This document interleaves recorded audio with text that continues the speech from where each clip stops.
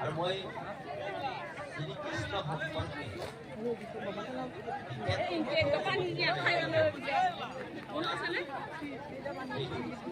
আমাৰ সমষ্টিৰ বিভিন্ন ঠাইত জন্মাষ্টমী পালন কৰিছোঁ আৰু আমি মই নিজৰ ঠাই বুলি মই ইয়ালৈ আহিছোঁ।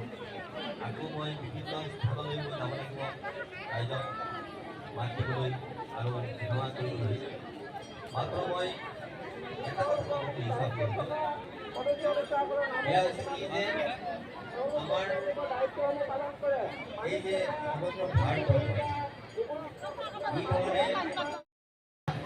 এই মহিমাৰ বিষয়ে সকলোৱে জ্ঞাত বাবে আজিৰ দিনটোত আজি অগণন ভক্তৰ যি গোট বৈছে সেয়া আমাৰ কাৰণে আটাইতকৈ গুৰুত্বপূৰ্ণ কথা।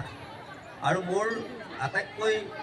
মোৰ বাবে আটাইতকৈ এটা গুৰুত্বপূৰ্ণ দিশ হৈছে কি যে কেতিয়াও ৰাজনৈতিকভাৱে মই আহিম বুলি নভবাকৈয়ে মই আজি ইয়াতে আহিবলগীয়া হ'ল আৰু অহাৰ কাৰণে মই নিজকে এটা দায়বদ্ধ বুলি ভাবিছোঁ। এইকাৰণে এই সত্ৰখনিক আমি যদি অতি সুন্দৰকৈ প্ৰতিষ্ঠা কৰিব নোৱাৰোঁ অতীজক মণ্ডিত সত্ৰৰ দৰে আৰু বহু কিবা কিবি আমাৰ সপোন আছে।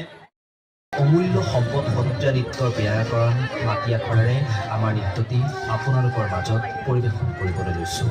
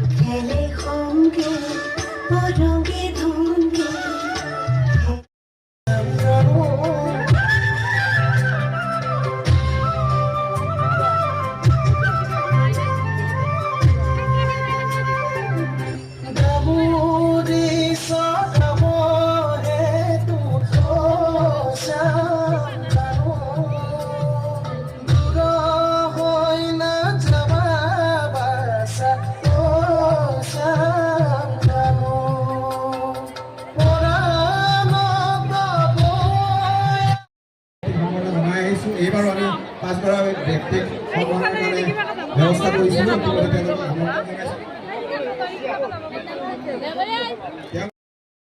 নয়নজ্যোতি দেৱ শৰ্মা গুৱাহাটীত নয়নজ্যোতি দেৱ শৰ্মা